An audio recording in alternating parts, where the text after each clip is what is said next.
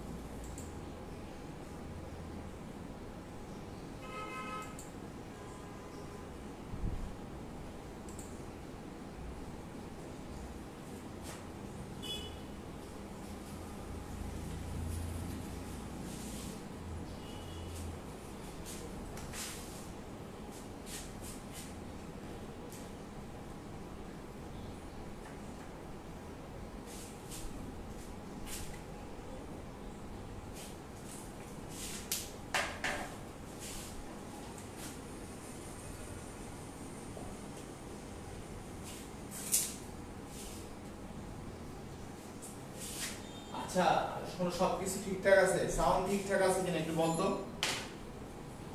Sound A to Z সবকিছু ঠিকঠাক আছে কিনা এটা একটু বল। আর তোরা একদম ক্লাস শেষে এখান থেকে বের হবি। বাসায় আব্বু ডাকলো আম্মু ডাকলো তাদের বলতে হবে যে আমি ক্লাসে আছি। এটা ডাকতেই পারে, কিন্তু এটা করা যাবে না।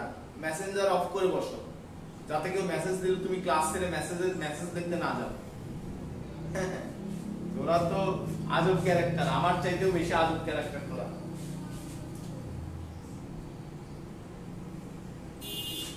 তো আমরা সমতলে বস্তু কণার গতি শুরু করলাম।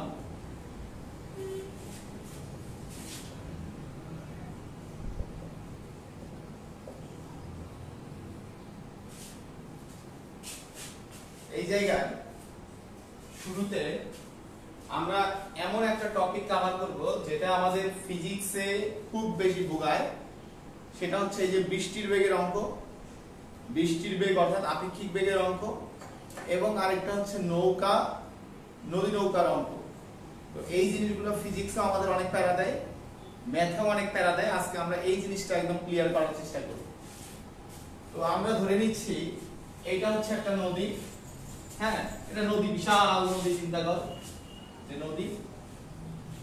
আমি একটা জায়গায় সবগুলা কেস একটু দেখানোর চেষ্টা করব যাতে তোদের বুঝতে কোনো সমস্যা না হয়।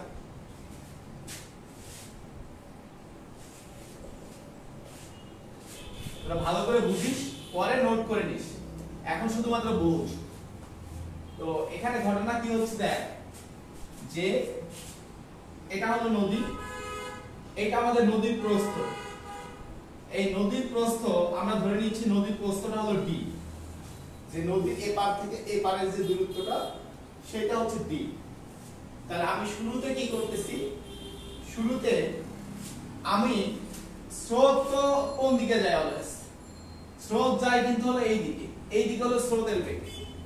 তাহলে আমরা একটা জিনিস ধরে নেই, এই যে স্রোতের বেগ যেটা, তাহলে আমরা চিন্তা করতেছি যে স্রোতের বেগ এটা হলো কি, স্রোতের বেগটা হলো আমাদের ভি। হ্যাঁ, এইদিকে যে বেগটা স্রোতের বেগ হলো ভি, আর নৌকা আমি যে বেগে চালাবো এই নৌকার বেগ বা যে সাঁতরাবে তার বেগ এটা হচ্ছে আমাদের ইউ। তাহলে আমি প্রথমে যে জিনিসটা চিন্তা করব, ধরো এটা হচ্ছে নদীর এক পার, এইটা অপর পার। তাহলে আমার উদ্দেশ্য হচ্ছে আমি সোজা অপর পারে বুঝতে চাই। খেয়াল করি, তো আমি কি করতে চাই, আমি সোজা অপর পারে বুঝতে চাই। আমার উদ্দেশ্য একদম সহজ, সোজা এপারে বুঝতে চাই।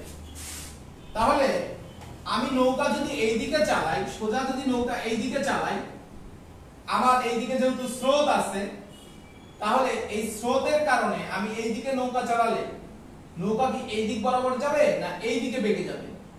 তাহলে স্রোত তো নৌকাকে এইদিকে চলতে দেবে না, তাহলে স্রোত এইদিকে বাঁকাই দেবে। ঠিক আছে, তাহলে আমি এটা নৌকা চালাতে হবে কোন দিক দিয়ে? আমাকে নৌকা চালাতে হবে হচ্ছে এই দিক বরাবর। তাহলে আমি নৌকা চালাবো হচ্ছে, ধরো নৌকা চালাবো এই দিক বরাবর ইউ বেগে, আর স্রোতের বেগ মনে করো যে হচ্ছে এই এটা হলো আমাদের ভি। হ্যাঁ, এই জায়গায় ফলে এখন নৌকা আর স্রোতের মিলিত ক্রিয়ায় লব্ধি বেগটা যদি এই দিক বরাবর অগ্রসর হয়, লব্ধিটা যদি আমাদের এই দিক বরাবর অগ্রসর হয়, তাহলে আমরা একটা পর্যায়ে এই পারে পৌঁছতে পারব। খেয়াল করো, তার মানে আমি যে বরাবর পৌঁছতে চাবো ওই দিক বরাবর আমার থাকতে হবে লব্ধি বেগ। খুব ভালো করে বুঝিও, যে বরাবর পৌঁছতে চাবো ওই দিক বরাবর আমার কোন বেগ থাকা লাগবে? লব্ধি বেগ।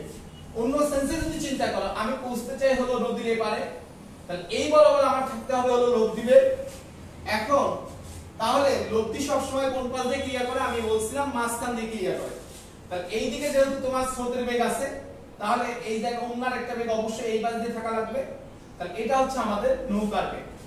তাহলে এবার আমি কিছু কন্ডিশন অ্যাপ্লাই করি। দেখো যে আমরা এর আগে কিছু বেসিক জিনিস শিখছিলাম। বেসিক জিনিসের মধ্যে কি কি শিখছিলাম? যে ধরো এখানে নৌকার বেগ তো অবশ্যই বেশি থাকা লাগবে স্রোতের বেগের চাইতে ইন জেনারেল সেন্সে। তাহলে আমি স্রোতের বেগ দেখাই এতটুকু, আর নৌকার বেগ দেখাইলাম আর একটু বাড়াই দিলাম, তাহলে এটা হচ্ছে আমাদের নৌকার বেগ। তাহলে এই দুটো ভেক্টরকে চিন্তা করে আমাদের লব্ধি তাহলে কোনটা হবে? এই জায়গায় এইটা হলো আমাদের লব্ধি। তাহলে খেয়াল করো, এই কর্ণটা হবে আমাদের লব্ধির মান, তাহলে এইটা হচ্ছে আমাদের লব্ধি বেগ এই জায়গায়।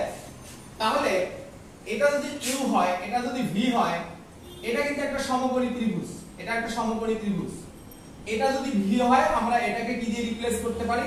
ভি দিয়ে রিপ্লেস করতে পারি। তাহলে এই দিক বরাবর যে বেগটা, সেই বেগটা হলো কোন বেগ? এই দিক বরাবর বেগটা হচ্ছে আমাদের লব্ধি বেগ। তাহলে আমরা এবার একটু বের করার চেষ্টা করি এই লব্ধি বেগের মানটা কত।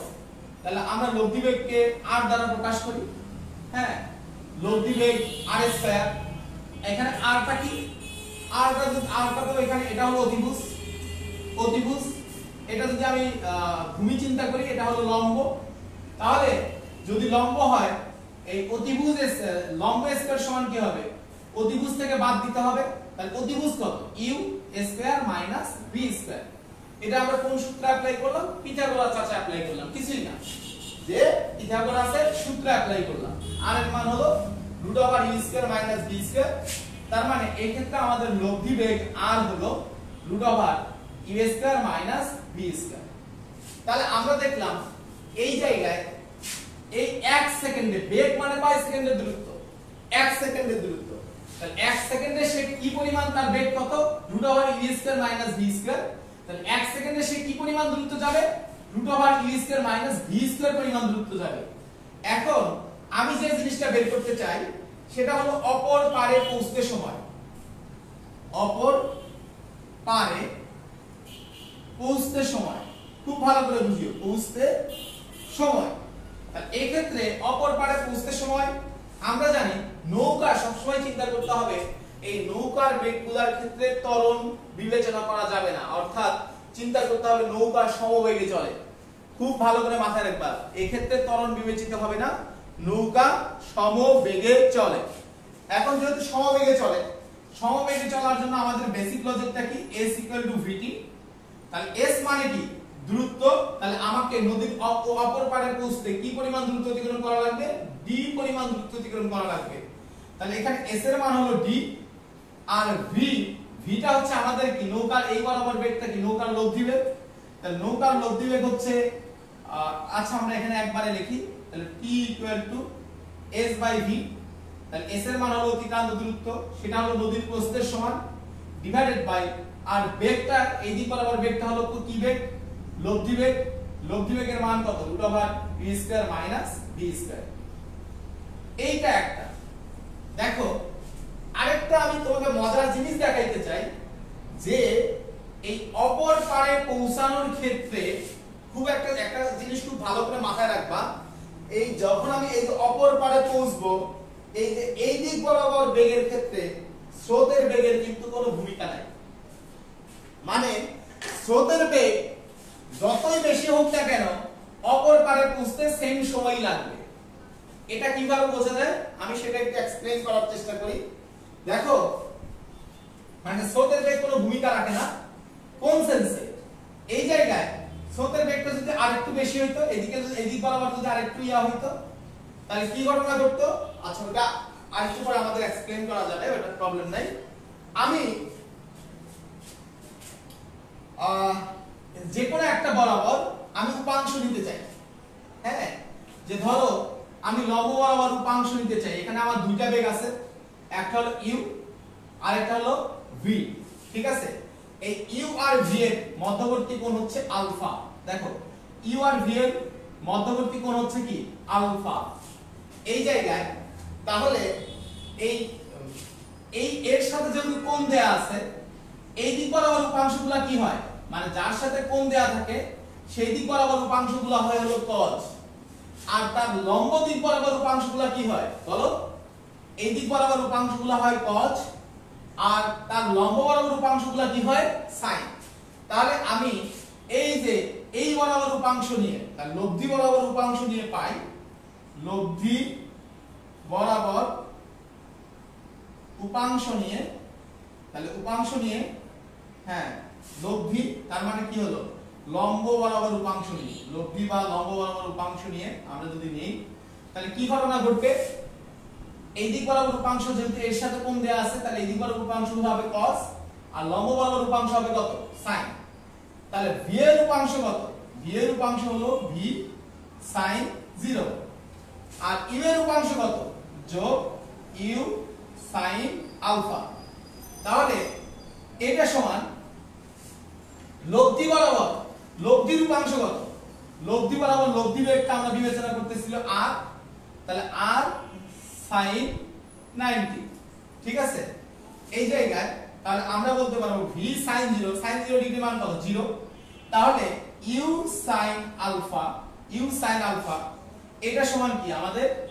r sin 90, sin 90 মান কত? 1। তাহলে r এর মান হলো u sin আলফা। তাহলে আমরা আরেকটা জিনিস শিখলাম যে লব্ধি বেগ এখানে আমরা বের করেছিলাম √u² - b², এটা সমান আরো একটা জিনিস লেখা যায় u sin আলফা।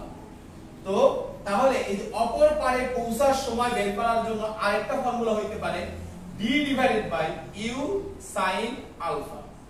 তো আমাকে এটা একটু বল যে তোরা এই জিনিসটা এখন পর্যন্ত ক্লিয়ারলি সবাই বুঝতে পারছিস কিনা?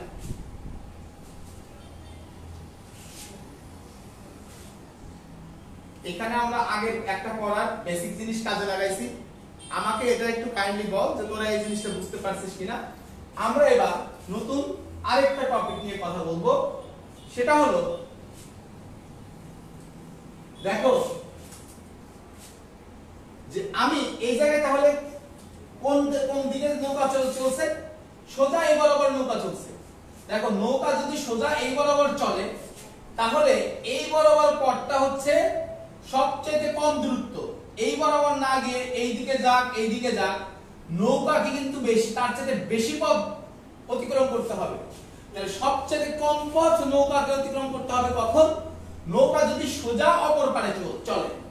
তাহলে এই ক্ষেত্রে আমরা একটা জিনিস লিখতে পারি, এটা হলো আমাদের যে সোজা অপর পারে পারাপার, সোজা অপর পারে পারাপার, অথবা ন্যূনতম পথে পারাপার।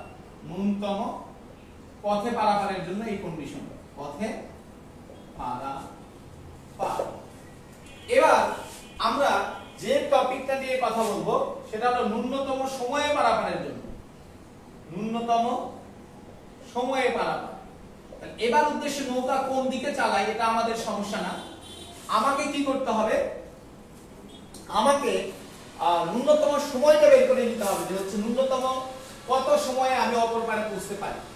তো এই জায়গায় একটা জিনিস, মানে সবথেকে কম সময়ে আমি অপর পারে যাইতে চাই, এই জায়গায় যে জিনিসটা সবথেকে বেশি মাথায় রাখতে হবে সেটা হচ্ছে, এখানেও তুমি চিন্তা করো যে ধরো স্রোত এদিকে চলতেছে হলো ভি বেগে, এটা হলো স্রোতের বেগ, আর ন্যূনতম সময়ে আমি যদি নদী পারাপার হতে চাই, তাহলে আমাকে নৌকা চালাইতে হবে সোজা।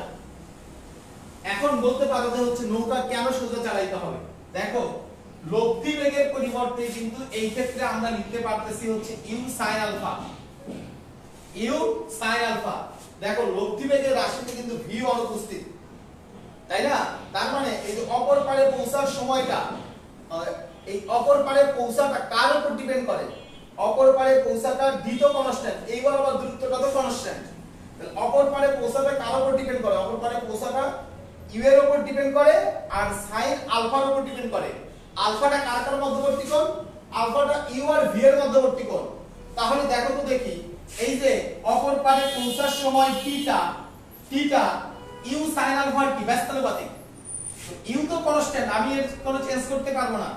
তাহলে এই জায়গায় দেখো টি এর মান কখন সর্বনিম্ন হবে? তাহলে টি এর মান তখনই মিনিমাম হবে যখন sin আলফার মান ম্যাক্সিমাম হবে, sin আলফা ইকুয়াল টু ম্যাক্স হবে, তাই না? কারণ টি আর sin আলফা এখানে ব্যস্তানুপাতিক। এখন আমরা জানি sin আলফার ম্যাক্সিমাম মান কত? sin আলফার ম্যাক্সিমাম মান হলো 1। এখন কখন sin আলফার মান 1 হয়? যখন sin এর মান হয় 90 ডিগ্রি, তার মানে আলফা ইকুয়াল টু কত ডিগ্রি? 90 ডিগ্রি। তাহলে এই যে স্রোতের বেগের সাথে নৌকার বেগ কত ডিগ্রি কোণ তৈরি করতে হবে? 90 ডিগ্রি কোণ তৈরি করতে হবে, তাহলে সে সর্বনিম্ন সময়ে পৌঁছতে পারবে। ওকে, এই জায়গায় তুমি আরেকটা জিনিস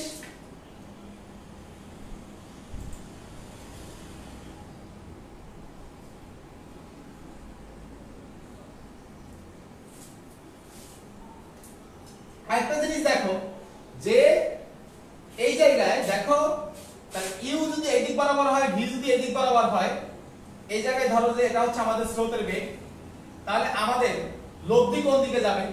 লব্ধিটা পাওয়ার জন্য আমাকে কি করতে হবে? আমাকে একটা সামান্তরিক আঁকতে হবে। তাহলে এই জায়গায় আমাদের লব্ধি বেগ হবে এই দিক বরাবর। তাহলে আমি যদি নৌকা এই দিকে চালাই, তাহলে নৌকা চলে যাবে স্রোতের কারণে এই দিক বরাবর চলে যাবে। এখন আমরা একটু আগে বলছিলাম যে অপর পারে পৌঁছার জন্য স্রোতের বেগের কিন্তু কোনো ভূমিকা নাই।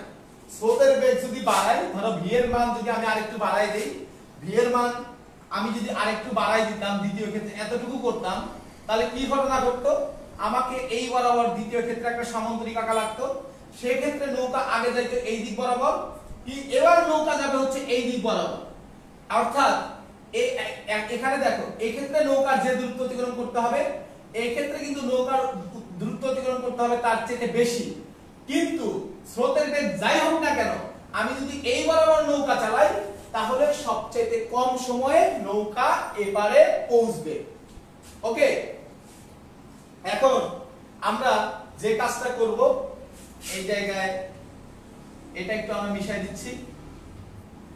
এখন দেখো যে তাহলে এই ক্ষেত্রে লব্ধি বেগের মান কত হবে? তাহলে এই ক্ষেত্রে লব্ধি বেগের মান, এটা যদি ইউ হয়, এটাও আমাদের কত? ইউ। তাহলে এটা হচ্ছে আমাদের সমকোণী ত্রিভুজের অতিভুজ। তাহলে সমকোণী ত্রিভুজের অতিভুজ যদি হয়, তাহলে এটা হলো লব্ধি বেগ আর। তাহলে লব্ধি বেগ, এই ক্ষেত্রে আমাদের লব্ধি বেগ হবে আর এর মানটা হবে √, এটা যেহেতু অতিভুজ, অতিভুজ সমান হলো লম্ব স্কয়ার প্লাস ভূমি স্কয়ার, তার মানে √u square plus v square, এটা হবে লব্ধি বেগ। আর অপর পারে পৌঁছার সময় টি মিনিমাম, এইটা সমান হলো d divided by u sin আলফা, আলফা sin আলফা আর sin আলফা তো sin 90 ডিগ্রি মানে 1, তাহলে d ডিভাইডেড বাই u হবে শুধুমাত্র। তাহলে আমরা সর্বনিম্ন সময় আমরা পেয়ে গেলাম।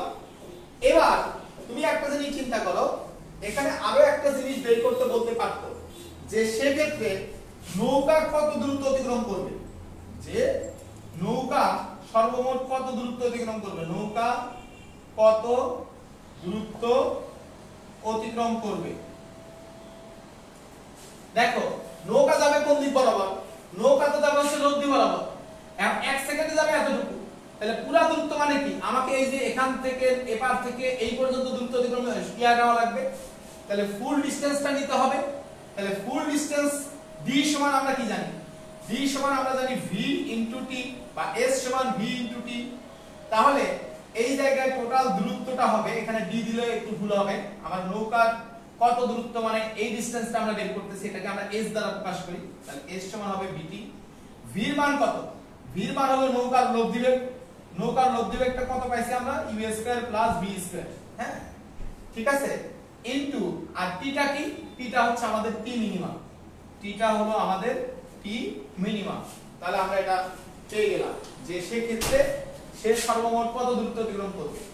এখন এটাও প্রশ্ন হতে পারে যে এটা হচ্ছে অপর পার, এটা হলো অপর পার, তোমার প্রশ্ন হতে পারে এই ক্ষেত্রে নৌকা অপর পার থেকে কত দূরে গিয়ে পৌঁছবে, নৌকা অপর পার থেকে কত দূরে গিয়ে ভিড়বে।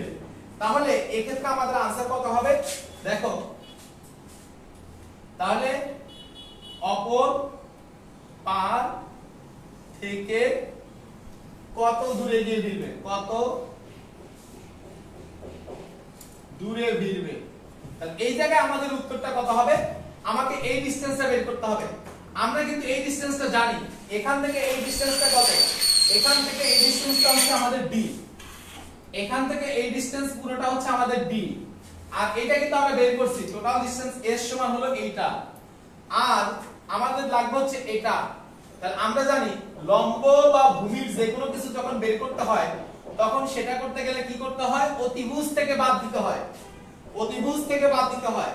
তাহলে আমাদের অতিভুজ কোনটা, s, তাহলে অতিভুজ হলো s, s square minus d square. এখন s এর মান তো আমরা বের করতে পারবো, এই যে এই কন্ডিশন বের করে আমরা s এর মান বের করব। এখন আমাকে বল প্রথম কন্ডিশন আর দ্বিতীয় কন্ডিশন তোরা এই দুইটা লজিক পুরোপুরি বুঝতে পারছিস কিনা।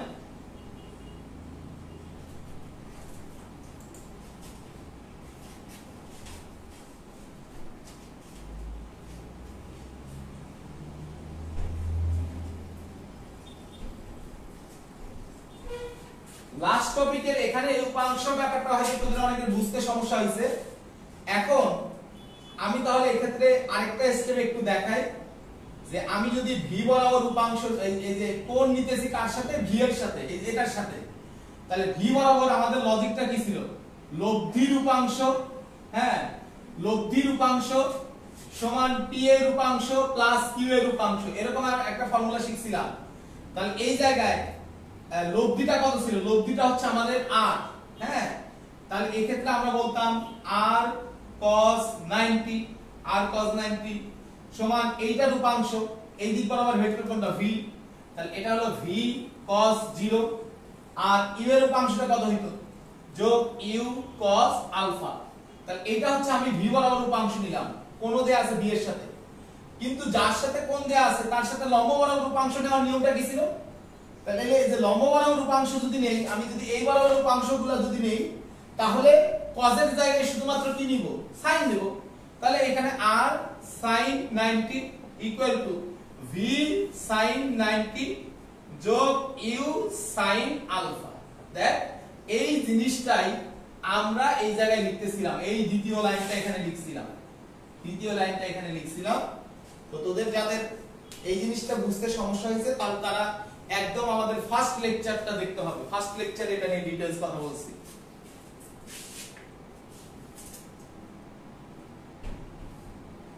তো জুবায়ের আশা করি তুই তোর প্রশ্নের উত্তর পেয়ে গেছিস, সেটা আমাকে একটু জানা যে বুঝতে পারছিস কিনা। আর হলো এই জায়গায় এটা গেল, ফোন দিছো সবাই রে, হ্যাঁ সবাই ফোন। আমরা তাহলে কি কি পড়লাম, একটা হলো সোজা অপর পারের কৌশা পড়লাম, আর একটা হলো ন্যূনতম পথে পারাপারের ব্যাপারগুলো পড়লাম।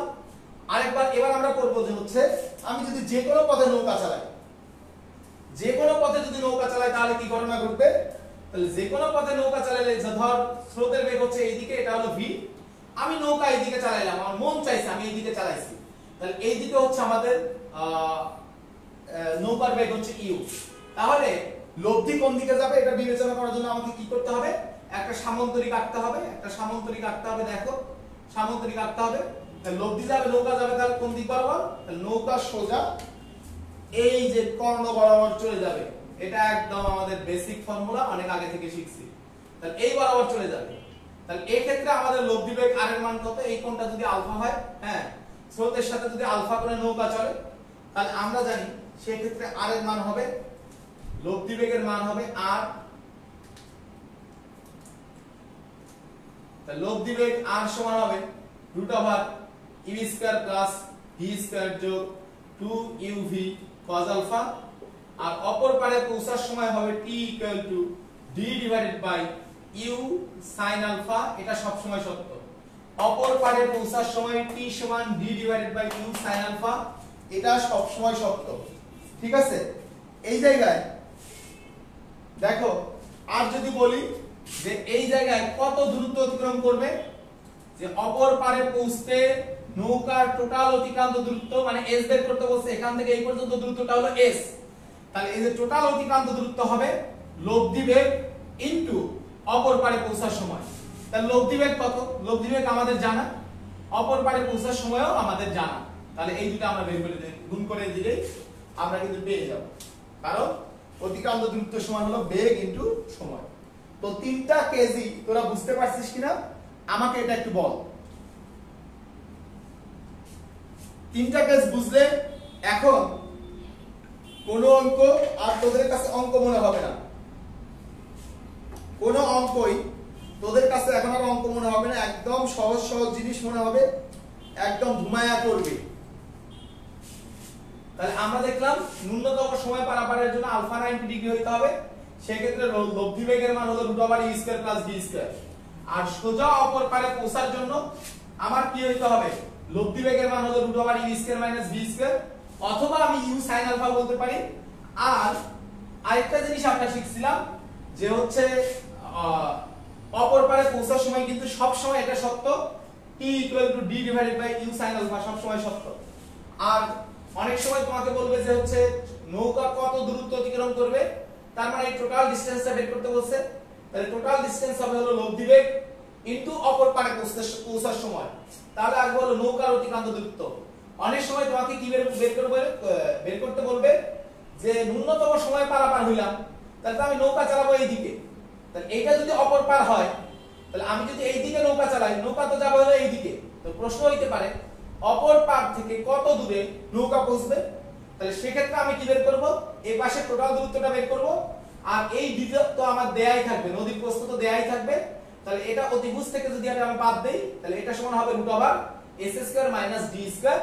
এই জিনিসটা বের করতে বলছে। তো আমাকে এখন একটু বল তোদের প্রত্যেকটা জিনিস ক্লিয়ার কিনা, যদি ক্লিয়ার হয় তাহলে একদম ধামাধাম আমরা অনেকগুলো প্রবলেম সলভ করে ফেলতে পারবো ইনশাআল্লাহ।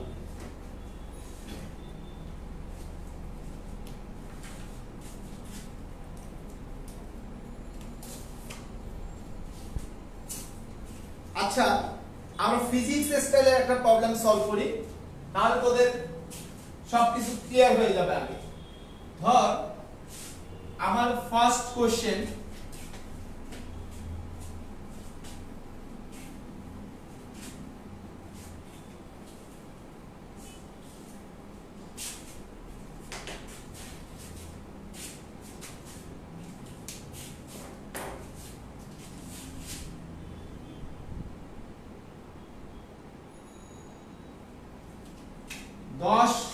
মিটার পার সেকেন্ড বেগে নৌকা চালিয়ে যাওয়ার সময়, মার্কার বের করেন তো,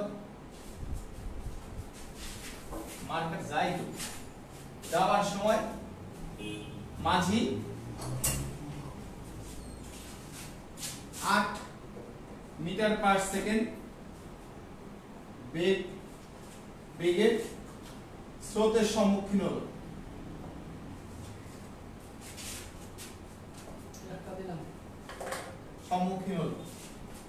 ফার্স্ট কোশ্চেন হলো সোজা অপর পারে পৌঁছার ক্ষেত্রে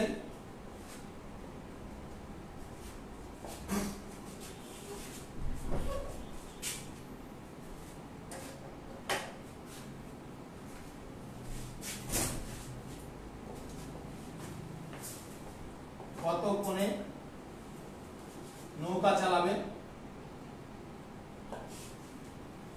2 নম্বর হলো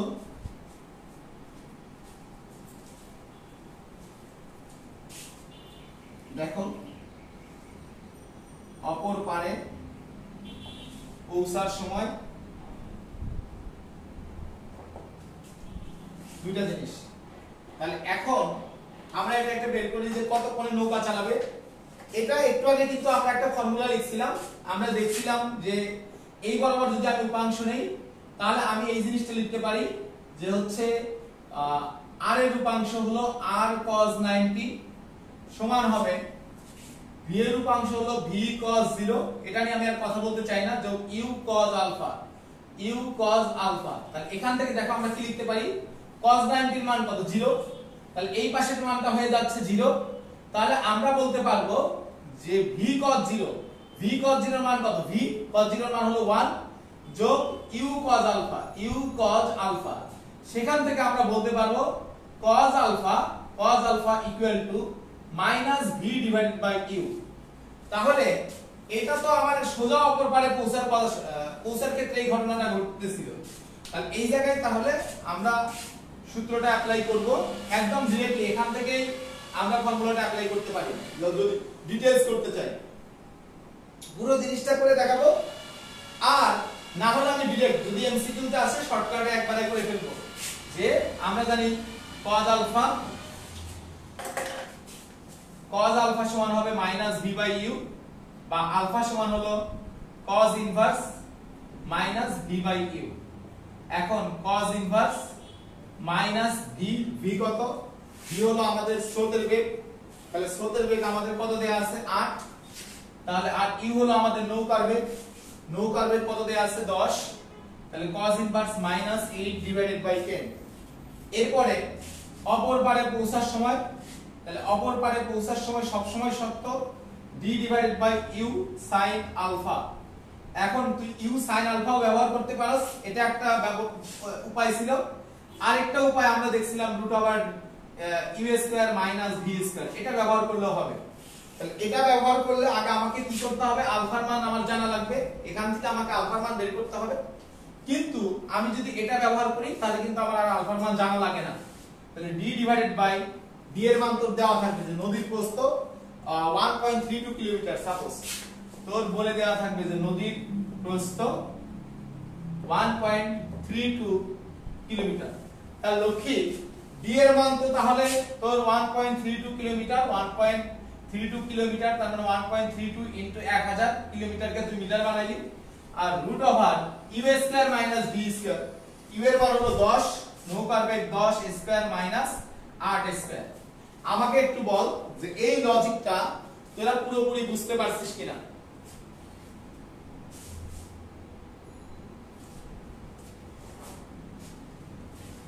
এখন যদি এটা বুঝে থাকিস তাহলে আমরা এটা কি বলছি, সোজা অপর পার।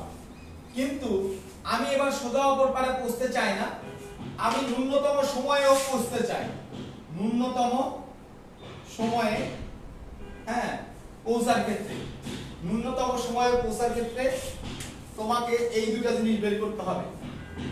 তাহলে ন্যূনতম সময়ে পৌঁছার ক্ষেত্রে কত কোণে নৌকা চালাবে, আমরা এটা জানি যে হচ্ছে 90 ডিগ্রি কোণে সোজা নৌকা চালাতে হয়। আর অপর পারে পৌঁছার সময়টা কি হয়, p ইকুয়াল টু হয় t মিনিমাম আমরা পাইছি d divided by u, d divided by u, কারণ এখানে sin আলফার মান কত 90, sin 90 এর মান হলো 1। তাহলে এখানে আমাদের d কত ছিল 1.32 কিলোমিটার কে আগে আমাকে মিটারে নিতে হবে, এবং u এর মান কত, u এর মান হলো মানে হলো নৌকার বেগ কত ছিল 10। তাহলে ক্যালকুলেশন করলে কিন্তু আমরা অপর পারে পৌঁছার সময় বের করতে পারবো। এখানে আমরা আরো একটা জিনিস বের করতে পারতাম, বের করতে বলতে পারতো যে অপর পার থেকে কত দূরে নৌকা ভিড়বে, অপর পার হতে কত দূরে নৌকা ভিড়বে। তাহলে এটা আমরা কোন কেসটা, ন্যূনতম সময়ের কেসটা। তাহলে বলো তো দেখি তোমাকে এখানে কি বের করতে বলছে, এই ডিসটেন্সটা হলো s আর এই ডিসটেন্সটা হলো d। তাহলে বলো তো দেখি তোমাকে এবার s বের করতে বলছে, d বের করতে বলছে, না আমার এই পাশের ডিসটেন্সটা ধরো a দিলাম, কোনটা বের করতে বলছে, s d না a, এটা আমাকে বলতো দেখি কোনটা বের করতে বললো।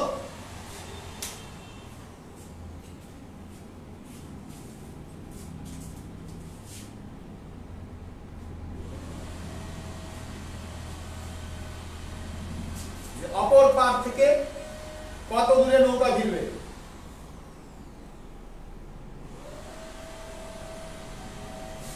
এ বের করতে বলছে, সুন্দর।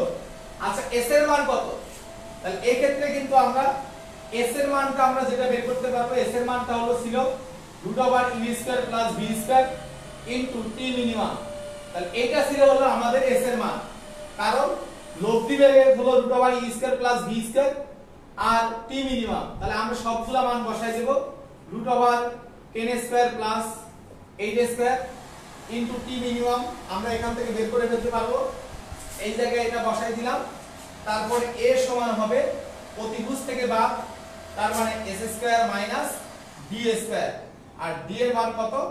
1.32 কিলোমিটার।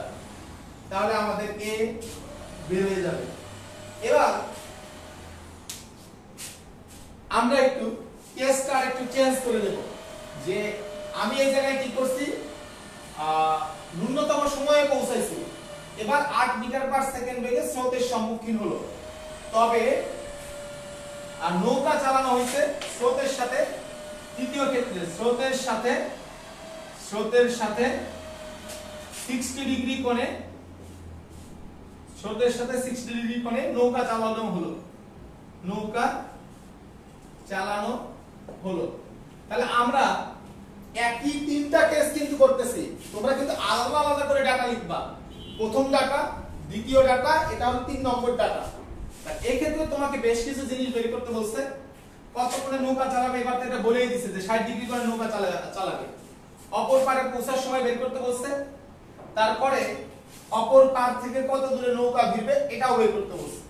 তাহলে আমরা এক এক করে বের করার চেষ্টা করি। অপর পারে পৌঁছার সময় কি, এইটা তো সব সময় d/u sin আলফা, এটা সত্য। d এর মান কত? 1.32 * 1000, এটা আমরা দেব। আর u sin আলফা, u এর মান হলো 10 sin 60 ডিগ্রি, তাই না? কারণ আমি 60 ডিগ্রি করে নৌকা চালাইছি, আলফার মান বলছে 60 ডিগ্রি। তারপরে বলছে অপর পার হতে কত দূরে নৌকা ভিড়বে। তাহলে অপর পার হতে কত দূরে, তাহলে এই সোজা এটা হলো আমাদের অপর পার, এটা হচ্ছে আমাদের অপর পার, এটা হলো আমাদের ডি, হ্যাঁ, আর এটা হচ্ছে আমাদের এস।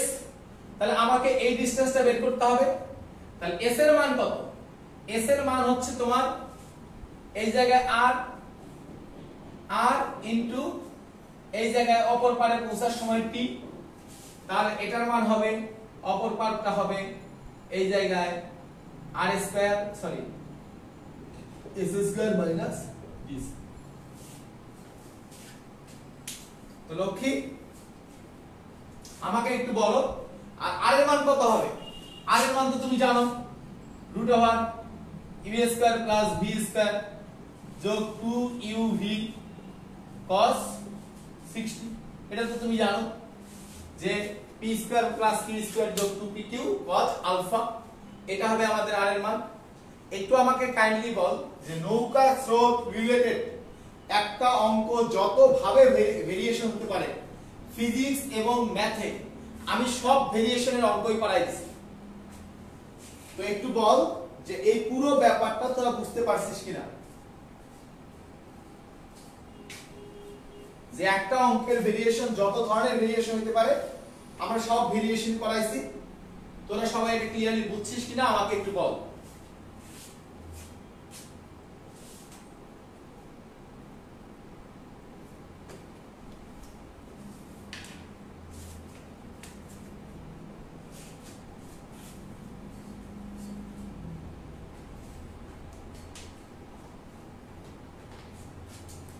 কি এখনো কি নৌকা স্রোতের অঙ্ক কঠিন লাগতেছে না সহজ? আমাকে একটু বল তো দেখি, যে আগের মতো কঠিন না সহজ? শুধু কিন্তু এই ত্রিভুজ সূত্র বুঝলেই হয়ে যায়।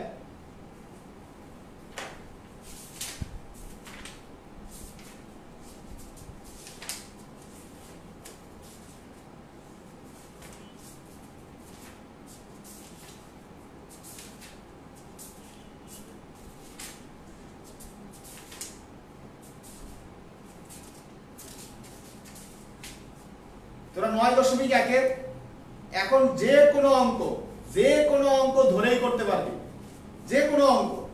তাহলে আমরা তোদের বইয়ের বেশ কিছু প্রবলেম সলভ করি।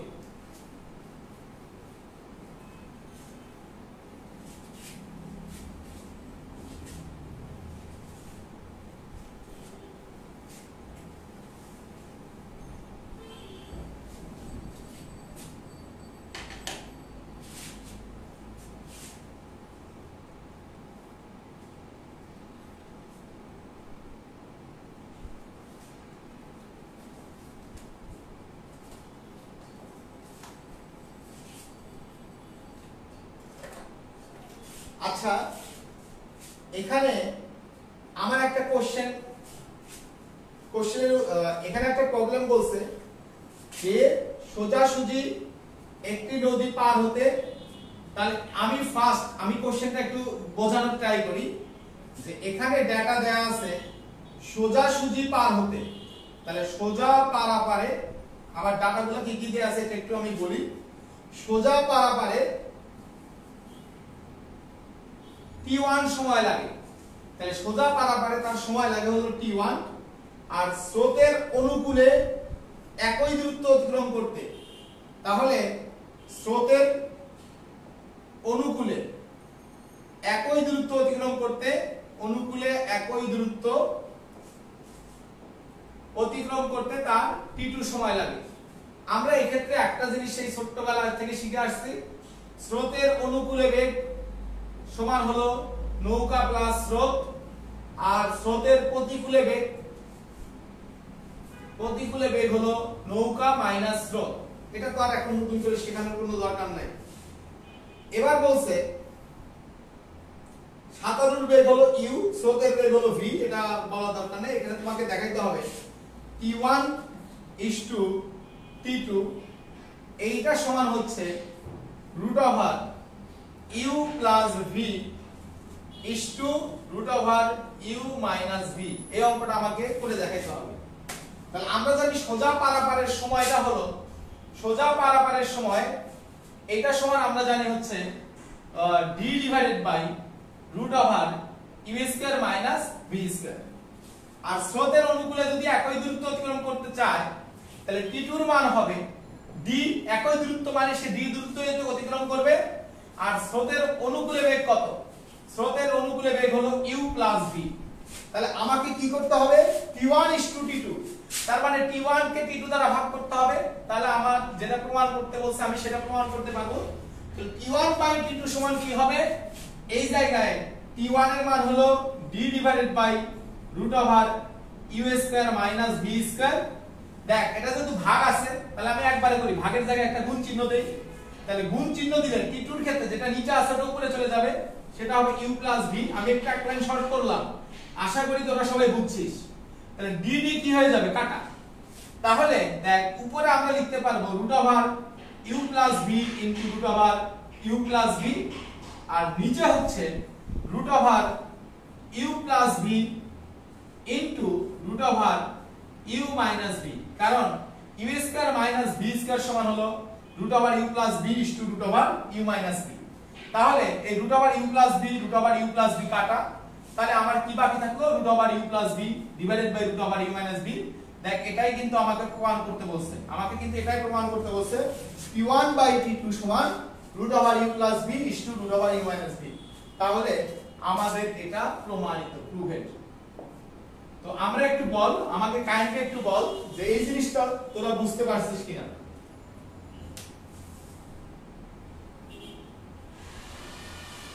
মানে কঠিন কোনো কিছু না, তুই যদি লজিকগুলো বুঝিস তাহলে তোকে কেউ আটকাইতে পারবে না।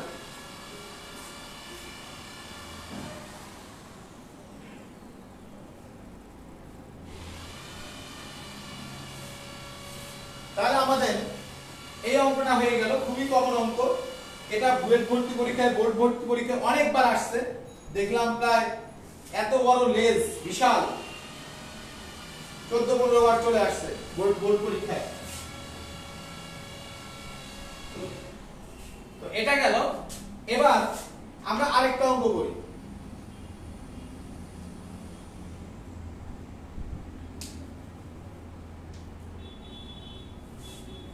যে s মিটার প্রশস্ত স্রোতহীন একটা নদী, দেখো 5-2 এটা রূপন্তীর বই থেকে করাচ্ছি, কিন্তু এই অঙ্কগুলো সব বইয়ে আছে, সমস্যা নাই, তোমরা একটু বোঝো।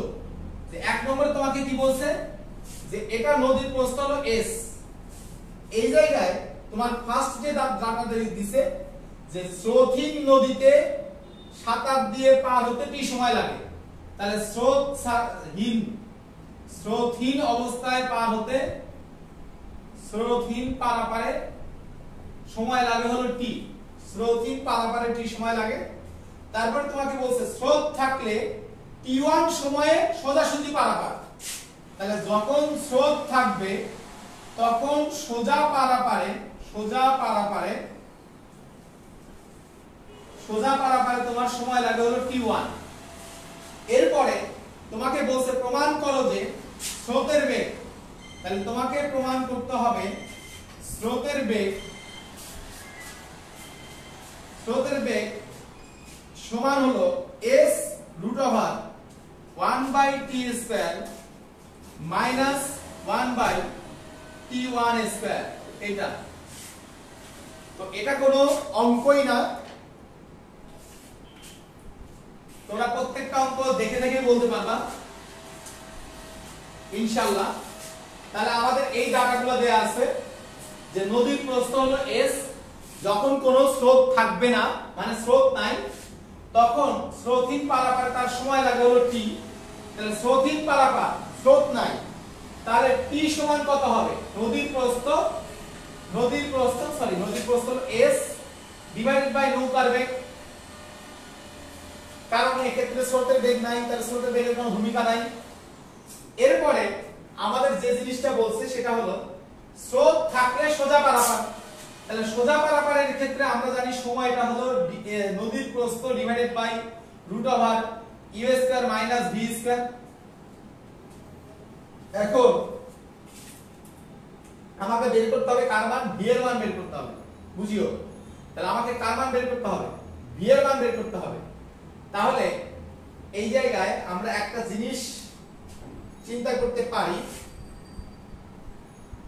দেখো এখানে যেহেতু স্কয়ার আছে এখানেও স্কয়ার আছে, তাহলে আমরা একটা কাজ করি, তাহলে t বা t² সমান হলো s² divided by u², R t1² হলো t1² সমান হচ্ছে s² ডিভাইডেড বাই, এখানে স্কয়ার করলে তো রুট থাকবে না, u² মাইনাস v²। এখন আমার প্রমাণের এখানে দেখো কি আছে 1/t² মাইনাস 1/t1², তাহলে আমি 1/t করে দেই, তাহলে বা 1/t² সমান হবে u² ডিভাইডেড বাই s²। তাহলে আমরা একটা কাজ করি যে এটা আমরা দিলাম হচ্ছে, এটা হলো আমাকে বের করতে হবে স্রোতের বেগ, তার মানে আমাকে v বের করতে হবে। তাহলে ইউ কাটা যাবে, ঝামেলা নাই। তাহলে s² টাকে আমি এই পাশে নিয়ে আসি, তাহলে s² into 1/t² minus 1/t1²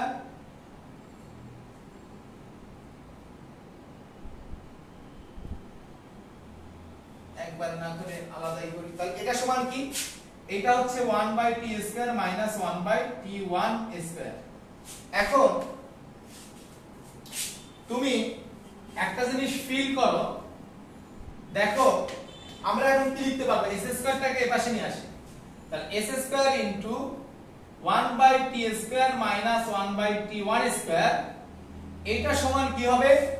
u² কাটা যাবে, শুধুমাত্র থাকবে v²। তো আমার তো v² দরকার নাই, আমার কি দরকার? জাস্ট v দরকার, স্রোতের বেগ দরকার। তাহলে স্রোতের বেগ v সমান কত হবে? তাহলে আমার এই পাশে রুট করে দিতে হবে। তাহলে আমি যখন রুট করে দেব s এর উপর রুট করলে কত? শুধুমাত্র s হবে, আর √1/t² মাইনাস 1/t1²। দেখো আমাকে এই জিনিসটাই প্রমাণ করতে বলছে, স্রোতের বেগ সমান এইটা, তার মানে আমার প্রমাণিত, প্রুভেড।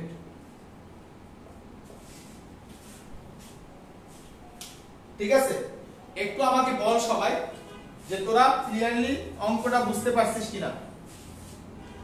না বুঝতে পারলে সেটাও আমাকে বলবি, আমি প্রয়োজনে রিপিট করব সেটা, যে এখন পর্যন্ত একদম টু দা পয়েন্ট সব ক্লিয়ার কিনা।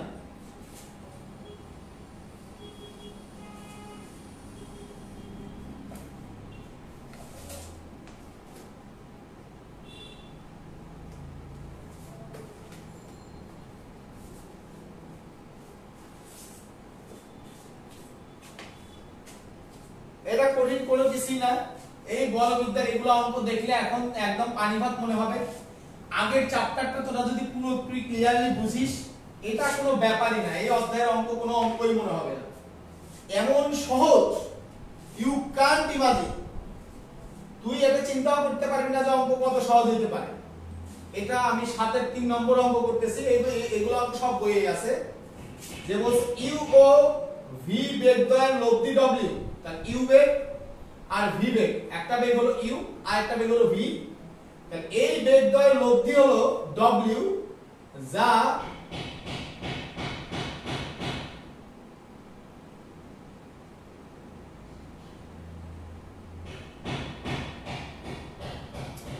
বেগ দ্বয়ের লব্ধি হচ্ছে তো ডব্লিউ। এখানে তোর আরেকটা বলছে এবং ইউ এর দিকে ডব্লিউ এর লম্বাংশ, ইউ এর দিকে ডব্লিউ এর লম্বাংশ হলো ভি। এই জায়গায় ইউ এর দিকে, এই যে মানে এই দিকে ডব্লিউ এর লম্বাংশ, এইটা বলছে হলো ভি, বলে প্রমাণ করো যে বেগ দুটির অন্তর্ভুক্ত কোণ। ওকে, তাহলে আমরা একটা কাজ করি, ভি এই দিক বরাবর, তাহলে এটা হচ্ছে আমাদের ভি, এটা হচ্ছে আমাদের লব্ধি, এটা হলো আমাদের ডব্লিউ। তাহলে এখানে দুটো ডাটা দেয়া আছে, যে লব্ধিটা হলো ডব্লিউ আর ইউ এর দিকে ডব্লিউ এর লম্বাংশ, এটা সমান হলো ভি। তোমাকে দুটা জিনিস প্রমাণ করতে হবে, যে অন্তর্ভুক্ত কোণ এটা হলো আলফা, আলফা সমান তোমাকে প্রমাণ করতে হবে cos inverse v minus u divided by v। আরেকটা জিনিস প্রমাণ করতে হবে w সমান root over v square minus u square, হ্যাঁ, v square minus u square যোগ 2uv, যোগ 2uv, এটা তোমাকে প্রমাণ করতে হবে। তাহলে আমরা এক এক করে বলি। তাহলে ইউ এর দিকে আমি উপাংশ নেই, তাহলে ইউ এর দিকে উপাংশ নিয়ে আমরা অঙ্কটা এই পাশে করা শুরু করি।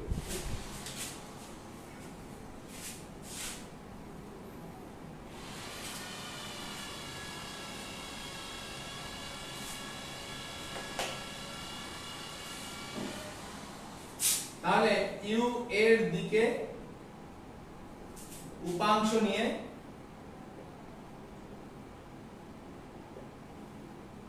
উপাংশ মানে কি, উপাংশ আর লম্বাংশ একই কথা কিন্তু। তাহলে ইউ এর দিকে যদি আমি উপাংশ নেই, তাহলে ইউ এর উপাংশ কত, ইউ এর দিকে ইউ এর উপাংশ হলো ইউ cos 0 আর ভি এরটা হলো যোগ ভি cos আলফা, এইটা সমান হচ্ছে ডব্লিউ cos, এই লব্ধি কত কোণ তৈরি করে এটা আমরা জানি না, এটা আমরা ধরলাম হলো থিটা, w cos থিটা, এটা আমরা ইউ এর দিকে তাহলে সবার উপাংশ নিলাম। তো প্রশ্নে একটা ডাটা দেয়া আছে যে ইউ এর দিকে w এর লম্বাংশ, তাহলে w cos থিটা হচ্ছে ইউ এর দিকে w এর লম্বাংশ, তাহলে এইটার মান আমাদের কত দেয়া আছে v, ইউ এর দিকে w এর লম্বাংশ আমাদের দেওয়া আছে হলো v। তাহলে আমরা এই জায়গায় একটা জিনিস বলতে পারতেছি, ইউ cos 0, cos 0 এর মান কত 1, তাহলে ইউ যোগ v cos আলফা সমান হলো v, তাহলে v cos আলফা সমান v মাইনাস ইউ, তাহলে cos আলফা সমান হচ্ছে v minus u by v, তাহলে আলফা সমান হচ্ছে cos inverse v minus u divided by v।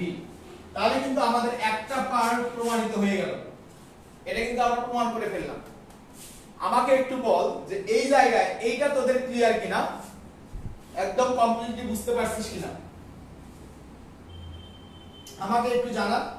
এবার আমরা দ্বিতীয় পার্টটা প্রমাণ করব। দ্বিতীয় পার্ট প্রমাণ আরো সহজ, যে আমরা জানি w লব্ধির মানটা হবে root over u square plus v square যোগ 2uv cos আলফা, শুধুমাত্র আমাদের cos আলফার মান বসাইতে হবে, root over u square plus v square যোগ 2uv তো থাকবেই, cos আলফার মান হইল cos আলফার মান হইল v minus u divided by v, তাহলে v minus u divided by v, এই যে cos আলফা সমান হলো v minus u by v। তাহলে তুমি দেখো এই জায়গায় v v কি হয়ে যাবে, কাটা, তাহলে v v যদি কাটা যায় তাহলে রুট ওভার ইউ স্কয়ার যোগ v স্কয়ার, হ্যাঁ, তাহলে আমি এক কাজ করি, যোগ 2uv যোগ 2uv আর হচ্ছে 2u ইনটু ইউ, তার মানে মাইনাস 2u স্কয়ার। তাহলে ক্যালকুলেশন করলে আমরা পরের লাইনে লিখতে পারবো, এখান থেকে আমরা এখানে লিখি বা w স্কয়ার w সমান হচ্ছে, তাহলে রুট ওভার তো আছেই, রুট ওভার আমরা দিলাম, এই জায়গায় হবে you square minus 2u square, এটা হলো মাইনাস ইউ স্কয়ার আর হলো ভি স্কয়ার। তাহলে আমরা লিখতে পারবো v square minus u square, এই যে v square minus 2u square plus u square, তাহলে মাইনাস ইউ স্কয়ার যোগ 2uv যোগ 2uv। আমাকে এটাই প্রমাণ করতে বলছে w সমান root over v square minus u square যোগ 2uv। একদম সহজ, এই যে আমাদের এটা প্রমাণিত হয়ে গেল। তার মানে এই চ্যাপ্টারের যে কোনো অঙ্কই তুই এখন দেখার সাথে সাথে ইনশাআল্লাহ ওই যে তোর উপাংশ সূত্রগুলো যদি জানা থাকে আর নদী স্রোতের যদি এই বেসিক আইডিয়াটা জানা থাকে, তোরা 9.1 এর যে কোনো অঙ্ক করতে পারবি ইনশাআল্লাহ। বিশ্বাস রাখ, ওই জিনিসগুলো একটু মাথায় রাখ, তোকে কেউ আটকাইতে পারবে না, তোরা প্রত্যেকটা অঙ্কই করতে পারবি। তো আমাকে একটু বল যে এই পুরো অঙ্কটা তোরা বুঝতে পারছিস কিনা, বা কোথাও কোনো সমস্যা আছে কিনা, আজকের ক্লাসে তোদের কোথাও কোনো প্রবলেম আছে কিনা। আমি 9.1 এর যদিও 3-4টা অঙ্ক করাই দিলাম আর ফিজিক্সের নদী স্রোতের অঙ্কটা বেসিক্যালি করাই দিলাম, কিন্তু এর বাইরে আসলে এখানে আলোচনা করার মতো কিছুই নাই। প্রত্যেকটা অঙ্কে ঘুরে ঘুরে এই জিনিসগুলোই আসবে, স্রোতের অনুকূলে, স্রোতের প্রতিকূলে, সোজা পারাপার হবে, ন্যূনতম সময়ে পারাপার হবে, এই ডাটাগুলো দিয়ে তোকে বিভিন্নভাবে একটু কনফিউজ করার চেষ্টা করবে। তো আমাকে একটু বল যে যতটুকু পড়িয়েছি এর মধ্যে তোদের কোথাও কোনো সমস্যা আছে কিনা।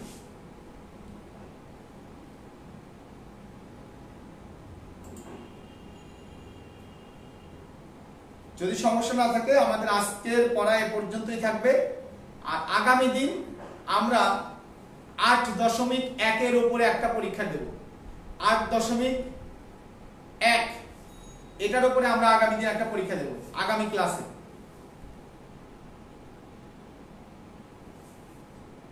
আগামী ক্লাসে 8.1 এর উপরে একটা এক্সাম হবে, এমসিকিউ এক্সামও হবে, সিকিউ এক্সামও হবে। 8.1। তাহলে আজকে এই পর্যন্তই, ধন্যবাদ তোদের সবাইকে, থ্যাংক ইউ।